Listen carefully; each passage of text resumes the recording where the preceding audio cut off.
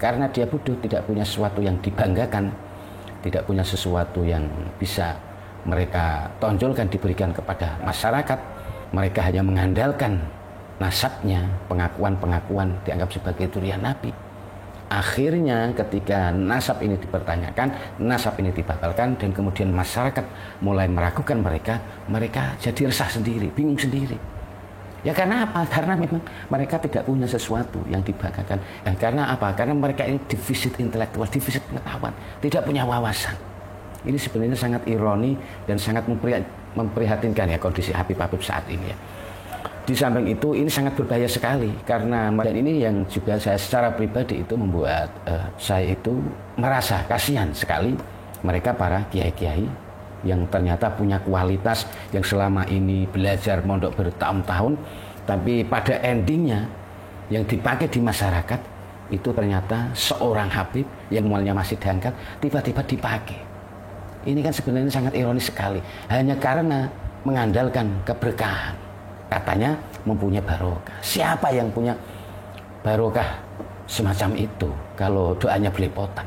Apalagi kalau kita sudah larut dengan tradisi semacam ini, mengandalkan hanya sekedar barokah-barokah, maka umat ini akan menjadi umat yang bodoh, menjadi umat yang goblok, tidak berwawasan.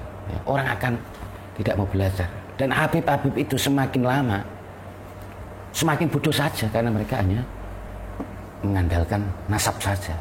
Jadi kalau kalian itu ya para Habib-Habib ini punya pengetahuan, wawasan, nasab Anda misalkan dibatalkan, Anda tidak akan merasa khawatir, tidak akan takut karena Anda betul-betul punya kemampuan, punya kualitas. Ketika Anda punya kualitas, punya sesuatu yang dibanggakan, Anda akan mudah sekali mendapatkan pundi-pundi uang, pundi-pundi keuntungan. Beda kalau Anda hanya mengandalkan nasab, kemudian nasab ini dibatalkan. Ya kayak begini ini. Inilah yang membuat kalian itu pengen sekali untuk diakui, jangan sampai nasab kalian ini dibatalkan. Karena selama ini kalian ini mendapatkan keuntungan yang sangat besar sekali dari pengakuan-pengakuan. Assalamualaikum warahmatullahi wabarakatuh. Bismillahirrahmanirrahim. Alhamdulillahirabbil alamin wa bihi nasta'inu ala umurid dunya waddin. Wassalatu wassalamu ala asyrafil anbiya'i wal mursalin sayyidina wa maulana Muhammadin wa ala alihi wassahbihi ajma'in amma ba'd.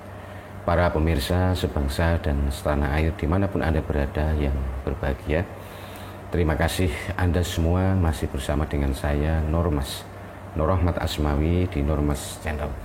Pada kesempatan yang berbahagia ini saya akan membahas tentang fenomena Habaib ini, kok kenapa mereka itu pengen sekali diakui nasabnya.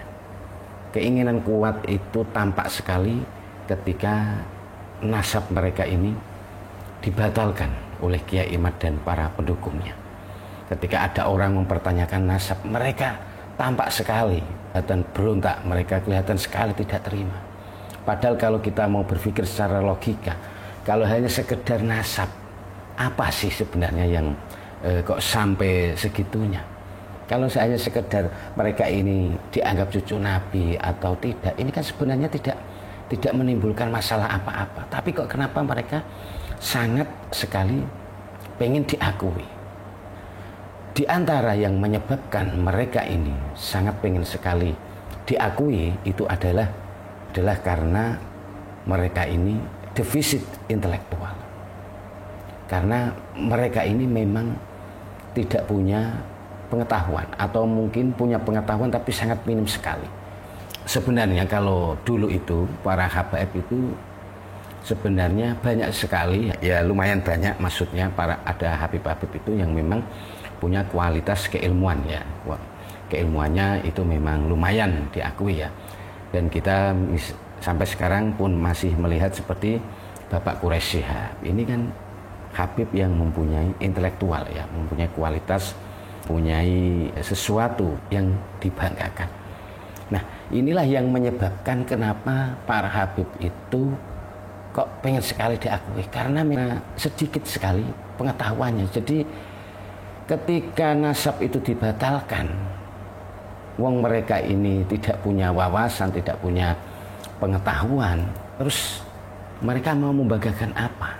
Kalau para kiai ulama ya tidak dianggap Habib, itu masih nyaman saja karena mereka adalah seorang kiai, seorang ulama. Mereka punya wawasan, pengetahuan, punya ilmu, punya kualitas. Dan ini ketika mereka para ulama kiai ini punya ilmu, mereka tidak akan khawatir tentang masalah maisah, masalah kebutuhan, masalah perekonomian.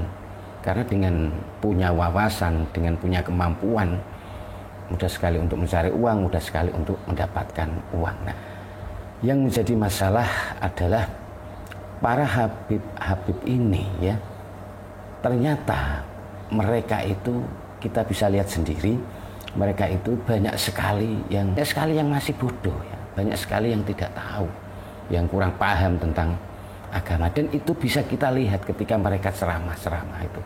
Bisa kita lihat ketika mereka hanya menampilkan hadis-hadis yang cuma itu aja. Mereka tidak membahas sesuatu yang seharusnya lebih berharga, misalkan tentang masalah bagaimana caranya kita bersolat, berwudu. Jarang sekali kita melihat ada habib-habib yang membahasnya. Cuma ada pembahasan kayak segitu, tapi itu sedikit biasanya. Tapi yang banyak nanti adalah doktrin-doktrin. Yang ada hanyalah pengen diakui. Karena tidak punya kualitas keilmuan yang berbobot, kadung mengandalkan nasabnya, mengandalkan pengakuannya sebagai cucu Nabi, sebagai durian Nabi.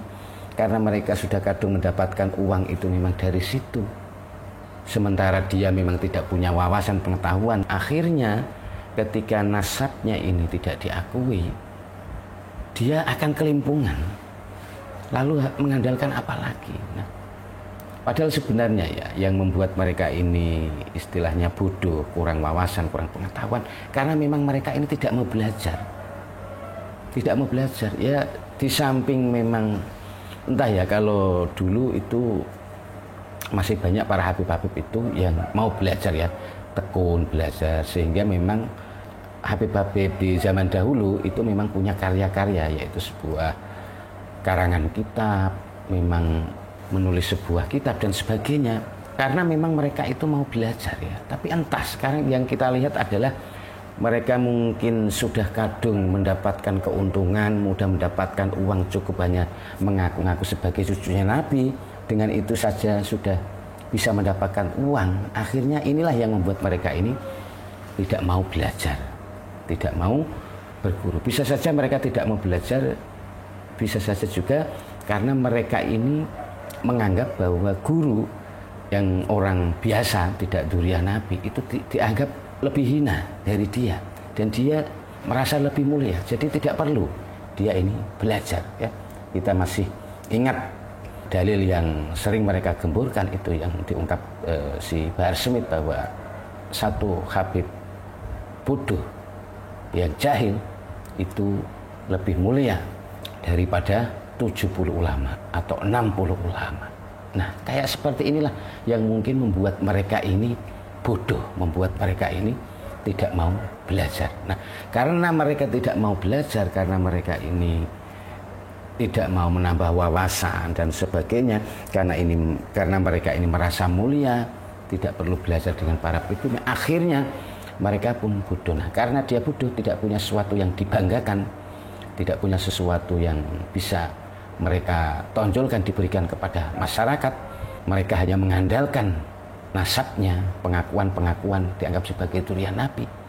Akhirnya ketika nasab ini dipertanyakan, nasab ini dibatalkan, dan kemudian masyarakat mulai meragukan mereka jadi resah sendiri, bingung sendiri. Ya karena apa? Karena memang mereka tidak punya sesuatu yang dibanggakan. Dan karena apa? Karena mereka ini defisit intelektual, defisit pengetahuan, tidak punya wawasan. Ini sebenarnya sangat ironi dan sangat memprihatinkan ya kondisi habib-habib saat ini ya.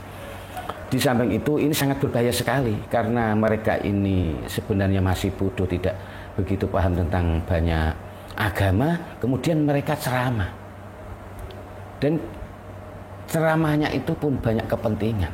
Ya akhirnya isi ceramahnya ya begitu, banyak yang halu, banyak yang isinya halusinasi. Hanya mengunggulkan leluhur mereka. Bukan, ini kan sebenarnya tidak ada manfaatnya, tidak ada faedahnya untuk untuk umat ini. Inilah yang membuat mereka ini selama ini, para habaib ini kok menggebu-gebu pengen diakui, karena mereka ini sebenarnya defisit intelektual, tidak punya pemahaman. Nah, dan ini tentu sebuah fakta yang bisa kita lihat sendiri kalau para habaib ini memang tidak punya wawasan, tidak punya pengetahuan. Dan saya juga melihat sendiri di tempat saya itu ya, sering saya melihat ada seorang habaib disuruh berdoa. Nah, di situ kualitas doanya ketika membaca doa, mungkin ada ayat-ayat Al-Quran dan sebagainya, ini kelihatan sekali kalau Habib-habib ini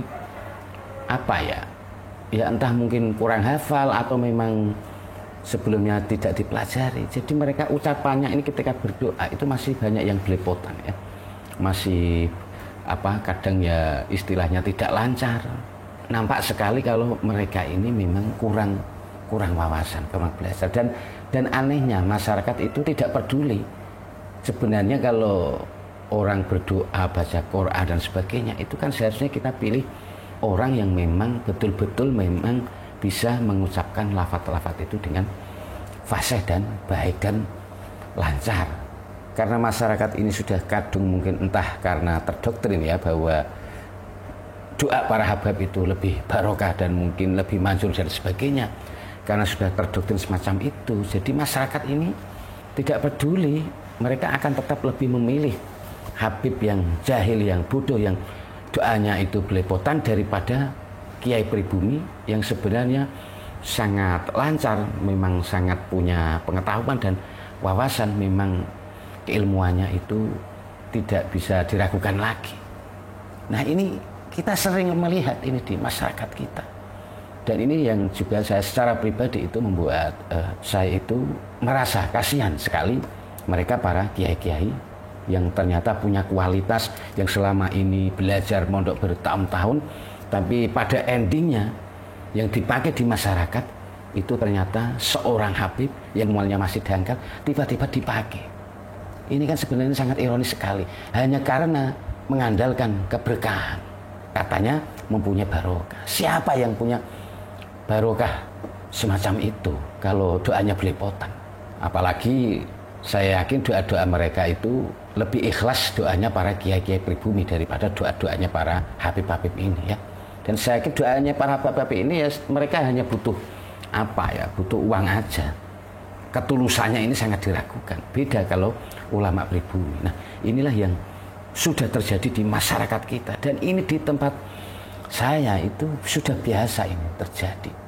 Dan kalau hal semacam ini ya, ini akan berlangsung terus menerus ya, maka makin lama terus untuk apa anak-anak kita pondokkan, kita suruh ngaji ketika mereka punya wawasan pengetahuan, kemudian yang dipakai di masyarakat itu hanya mengandalkan berkah. Kalau hanya berkah ini akan membuat semakin banyak orang yang bodoh, tidak mau belajar ya. Nah, inilah termasuk yang menyebabkan para habib-habib itu memang bodoh, tidak punya wawasan dan pengetahuan yang luas ya. Tentu kesadaran ini harus mulai kita pupuk di tengah masyarakat, di tengah umat ya. Ini perlu sekali kita mengedukasi umat dan masyarakat biar mereka ini tidak terkungkung, mereka ini tidak dengan kebiasaan hal semacam itu. Iya, ini yang sangat memprihatinkan ya, ketika ada seorang kiai yang keilmuannya tidak diragukan, pengawasan luas itu ya, tiba-tiba ada seorang habib bocil ya, baru belajarnya kemarin terus disuruh berdoa. Ya Allah, ya ini sama sekali tidak menghargai ulama-ulama yang berkualitas ya, ulama-ulama pribumi. Dan ini banyak terjadi ya. Semoga dari apa yang saya sampaikan ini bisa membukakan para muhibin, bisa membukakan masyarakat dan umat ini lebih berpikir secara logis. Seharusnya yang kita dahulukan adalah orang yang betul-betul berilmu. Ini yang seharusnya kita pegang ya.